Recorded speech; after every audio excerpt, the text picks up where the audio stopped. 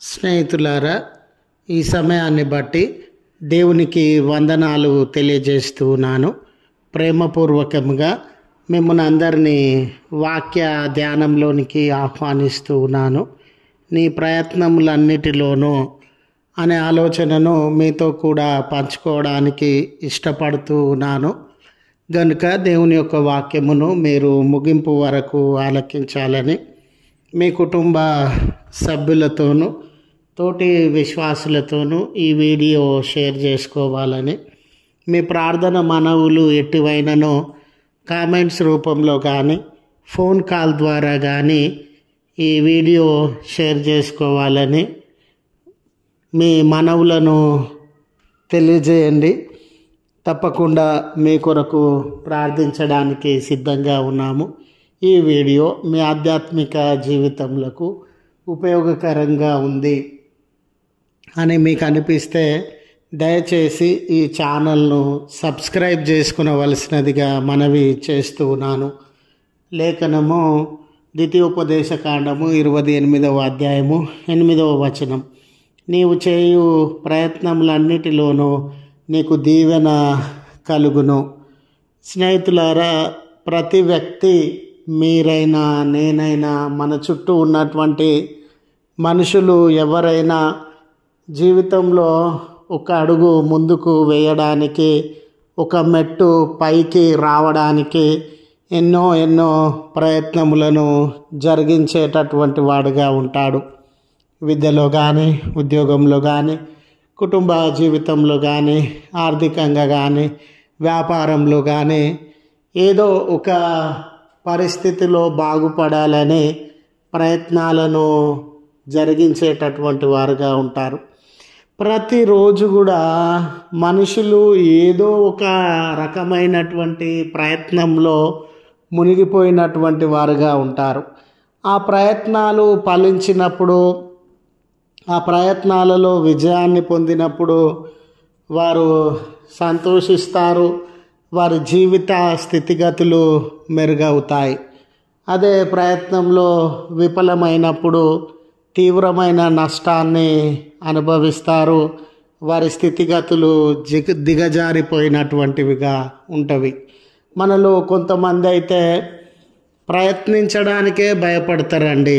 నష్టపోతామేమో అన్న భయము, అపజయం పాలవుతామేమోనన్న భయము, మాలో ఈ శక్తి సామర్థ్యములు ఉన్నవా లేవా, మా శక్తి సామర్థ్యములు ఈ ప్రయత్నానికి సరిపోతాయా లేవా అన్న అనుమానాలతో అసలు ప్రయత్నం చేయడమే మానివేసేటటువంటి వారుగా ఉంటారు. ఇలాంటి తరుణంలో ఈరోజు స్నేహితుడా, ఏదో ఒక ప్రయత్నము నీ జీవితంలో జరుగుతూ ఉన్నటువంటి తరుణాన నువ్వు నిరాశకు గురి కాకుండా, లేక అయ్యో ఈ ప్రయత్నం నెరవేరదేమో అన్న భయము నిన్ను ఆవరించకుండా, నువ్వు ప్రయత్నించాలి, బాగుపడాలి అనే ప్రోత్సాహాన్ని, ధైర్యాన్ని దేవుడు ఈ మాట ద్వారా మనకు అనుగ్రహించేటటువంటి వాడుగా ఉన్నాడు.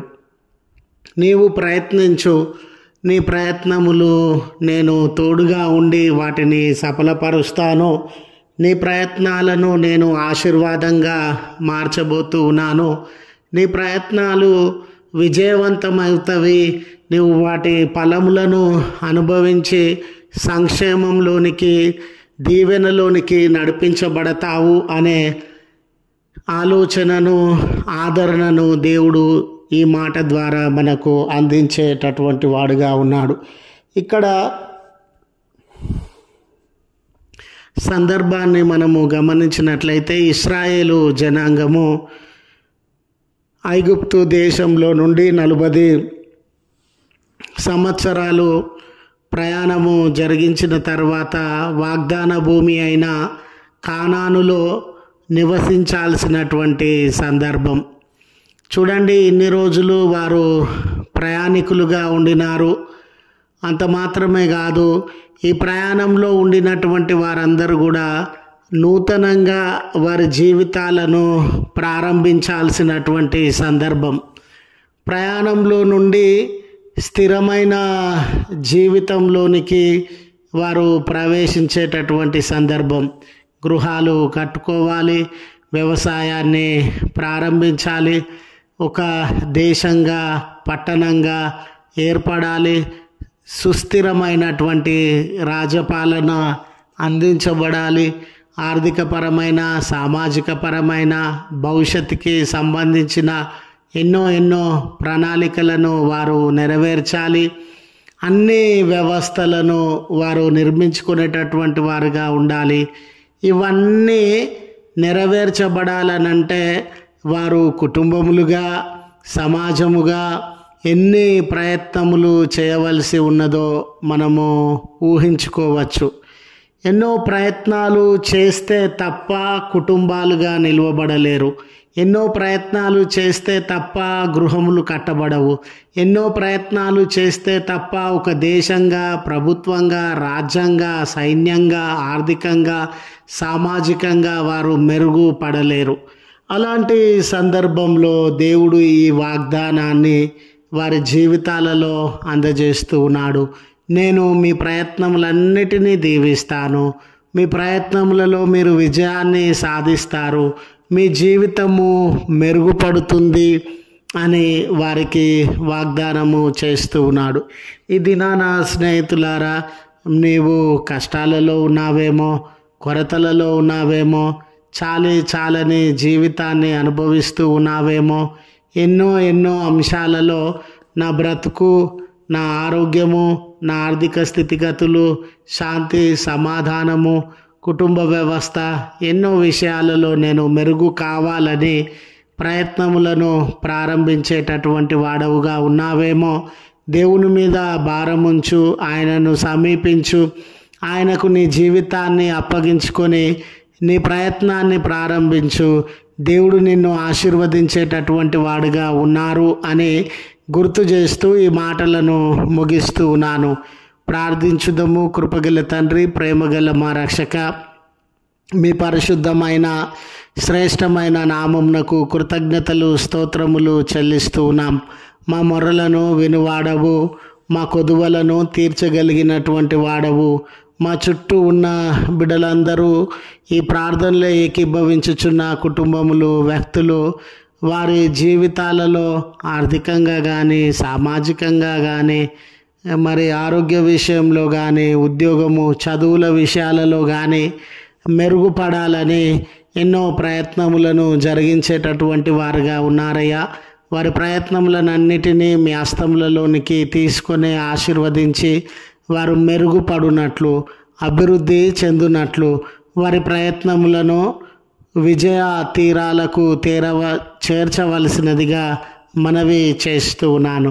కష్టము, నష్టము, ఆపద, కన్నీరు, ఇబ్బందులు, శోధనలు, బంధకాలు ఉన్న బిడల జీవితములను విమోచించండి అయ్యా. స్వస్థతనివ్వండి అయ్యా. నెమ్మది, అభివృద్ధి వారి జీవితాలలో అనుగ్రహించండి అయ్యా. విపరీత వర్షముల దాటికి అల్లాడుతూ ఉన్న జనాంగాన్ని మీరు జ్ఞాపకం చేసుకొని మీ కనికరాన్ని నిలిపి వర్షములను అదుపు చేయవలసినదిగా మనవి చేస్తూ ఉన్నాను. దయగల తండ్రి, ఈ దినపు దీవెనలతో ఈ ప్రార్థనలో ఏకీభవించుచు ఉన్న బిడ్డలను, వారి కుటుంబములను ఆశీర్వదించండి. యేసయ్య, జన్మదినం అని, వెడ్డింగ్ యానివర్సరీ అని ఏ బిడ్డ మీ కృతజ్ఞతలు చెల్లిస్తూ ఉన్నారో గొప్ప దీవెనలు, గొప్ప కార్యాలు వారి జీవితంలో జరిగించండి. దూర ప్రయాణముల కొరకు సిద్ధపడిన బిడ్డలను వారి ప్రయాణముల యందు ఆదరించి నడిపించుమని క్రీస్తు పేరట వేడుకొనుచు నాము తండ్రి. ఆమెన్. తండ్రి, కుమార, పరిశుద్ధాత్మ త్రియేక దేవుని దీవెన మనకు తోడై ఉండి మనలను నడిపించునుగాక. ఆమెన్.